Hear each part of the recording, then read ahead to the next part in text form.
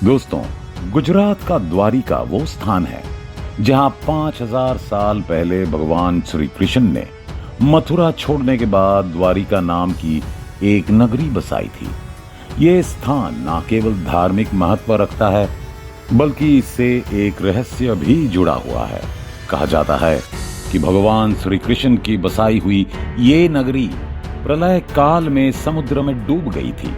वैसे दुनिया भर के इतिहासकार ये मानते हैं कि ईसा से पहले कभी कोई बड़ा शहर अस्तित्व में नहीं था, लेकिन द्वारिका की खोज ने इतिहासकारों को फिर से सोचने पर मजबूर कर दिया। कार्बन डेटिंग मेथड के अनुसार खुदाई में मिले द्वारिका की कहानी करीब 9000 साल पहले की बताई जाती है, जो 5000 साल पहले समुद्र में डूब गया था। ये शहर उस प्राचीन सभ्यता से जुड़ा था जो भारत में तब विकसित हुई थी जब बाकी दुनिया भोजन और चारे के बीच अंतर करने में सक्षम नहीं थी। समुद्र के नीचे मिला ये शहर ये साबित करता है कि सबसे पहली विकसित सभ्यता भारत में ही विकसित हुई थी। हालांकि हिमयुग ने उसे नए रूप में बदल दिया और ये वही हिमयुग है जहां हम आज रहते हैं। कहा जाता है कि जैसे ही बर्फ पिघली, समुद्र का स्तर 400 फीट तक बढ़ गया और इस भयानक बाढ़ से हमें दुनिया के सभी नए स्रोत तो मिले, लेकिन पुराने स्रोत समुद्र में डूब गए। इसके साथ ही दुनिया के कई रहस्य हमेशा के लिए समुद्र में गायब हो गए। इनमें से कुछ रहस्य पौराणिक काल यानी पौराणिक युग से संबंधित थे। हालांकि पौराणिक काल की कहानियां पौराणिक ही मानी जाती हैं, लेकिन समुद्र के नीचे मिले कुछ सबूत इन पौराणिक कहानियों को काफी हद तक सच साबित करते हैं। दोस्तों, भारत में किए गए शोध पुरातात्विक विज्ञान के सभी आंकड़ों को चुनौती देते हैं और ये प्राचीन सभ्यता के इतिहास को रीडायरेक्ट यानी फिर से निर्देशित करने की जरूरत की मांग भी करता है। इससे यह साबित होता है कि हजारों साल पहले जिस द्वारिका नगरी को समुद्र में डूबना पड़ा था वो कितनी विशाल थी। दोस्तों, समुद्र में 60 किलोमीटर के क्षेत्रफल तक फैले दो प्राचीन नगरों के साक्ष्य मिले हैं। कलाकृतियों की इस जांच से यह पता चला कि ये दुनिया की किसी भी अन्य सभ्यता से पुरानी थी, क्योंकि ये कलाकृतियां हजारों साल पुरानी हैं और इससे ये काफी हद तक सिद्ध होता है कि ये वास्तव में द्वारिका नगरी का है। तो आइए दोस्तों, इस पूरे मामले को समझते हैं और इसे वेरीफाई करते हैं। दोस्तों, आप में से कईयों के मन में ये सवाल जरूर उठा होगा कि क्या सच में महाभारत में वर्णित भगवान श्री कृष्ण की द्वारिका नगरी गुजरात के पास गहरे समुद्र में पाई गई थी या फिर नहीं। खैर, वीडियो के अंत तक आपको सभी सवालों के जवाब मिल ही जाएंगे। वैसे दोस्तों, 1980 के दशक तक भारतीयों को यह भी नहीं पता था कि जिस द्वारिका में वे अपने भगवान के दर्शन के लिए जाते हैं वो वास्तविक द्वारिका नहीं है, बल्कि वो तो एक अलग जगह थी। 1980 के दशक में जीएसआई के मार्गदर्शन में भारत सरकार ने समुद्र में शोध करने का निर्णय लिया। इस शोध के दौरान खंबाट की खाड़ी से रडार इमेज के माध्यम से मिली जलमग्न द्वारिका की पहली झलक देखी गई। दोस्तों, national institute of ocean technology द्वारा समुद्र में उस जगह का पता लगाया गया था। दरअसल सोनार टेक्नोलॉजी का उपयोग करके वे समुद्र में प्रदूषण का अध्ययन कर रहे थे। तभी उन्हें पता चला कि समुद्र में कुछ ऐसे स्थान भी हैं जहां पर अच्छी तरह से अरेंजमेंट के साथ कुछ ज्योमेट्रिकल पैटर्न अस्तित्व में थे। आपको बता दें कि ये स्थान 30 फीट गहरा और तट से करीब 20 किलोमीटर दूर है और पानी के नीचे एक बड़े से हिस्से में फैला हुआ है। इस जगह पर पूरा एक शहर ही बसा हुआ है, जिसमें घर, वाटर बॉडीज और नालियां शामिल हैं। इस स्थान के अध्ययन से पता चलता है कि ये शहर मोहनजोदारो सभ्यता से भी पहले अस्तित्व में था। दोस्तों, साल 2001 में मानव संसाधन विकास मंत्री रहे मुरली मनोहर जोशी ने इस बारे में कहा था कि गुजरात के समुद्री तट के पास खंभात की खाड़ी में इस चीज के सबूत मिले हैं कि एक प्राचीन सभ्यता अस्तित्व में थी और जिसे भगवान श्री कृष्ण द्वारा स्थापित पौराणिक द्वारिका नगरी माना जाता है। साल 1919 और 2001 के बीच किए गए सर्वेक्षण के माध्यम से ली गई सोनार सिस्टम की इमेजेस ये बताती हैं कि ऐसी कई स्क्वायर और रेक्टेंगुलर आकार की संरचनाएं मिली हैं जो वहां व्यवस्थित तरीके से मौजूद थी। दोस्तों, समुद्र में ये खोज वैज्ञानिकों की कल्पना से भी परे थी। उन्होंने ये भी कहा कि समुद्र में मिले इस प्रकार के आकृति नेचुरल तरीके से नहीं बनाए जा सकते।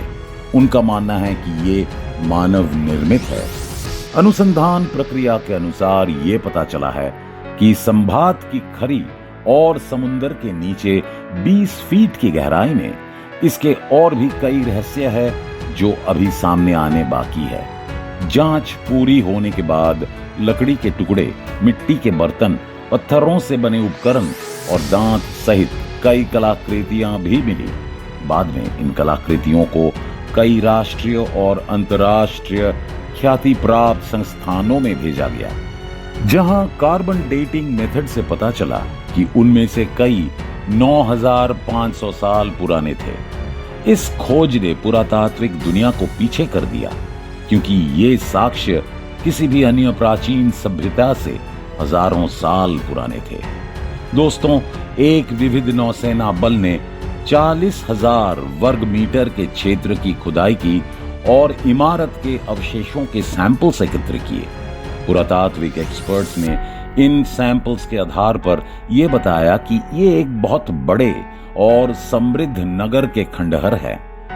द्वारका में न केवल समुद्र के नीचे बल्कि जमीन के 10 किलोमीटर नीचे एक खुदाई का काम किया गया और इस उत्खनन से सिक्कों और कई कलाकृतियों को खोजने में मदद मिली।